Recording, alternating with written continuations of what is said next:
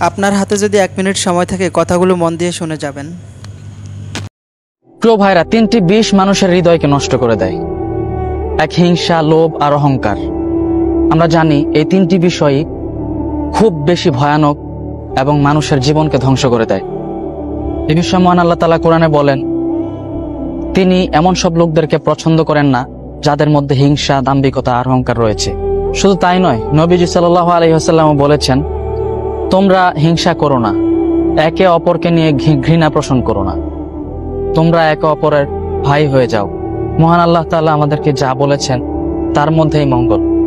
শুধু তাই নয়, রাসূল সাল্লাল্লাহু আলাইহি ওয়াসাল্লাম আমাদেরকে যা শিখিয়ে গিয়েছেন সেগুলোকে প্রাধান্য দিয়ে যদি আমরা চলতে পারি, আমাদের জীবন যাপন করতে পারি, তাহলে আমাদের জীবন সুন্দর। আল্লাহ আমাদের জীবনকে সুন্দর করে দিক, আমিন। ভিডিওটা দেখে যদি ভালো লাগে একটা লাইক করে আর চ্যানেলটা সাবস্ক্রাইব করে দিবেন। ধন্যবাদ সবাইকে।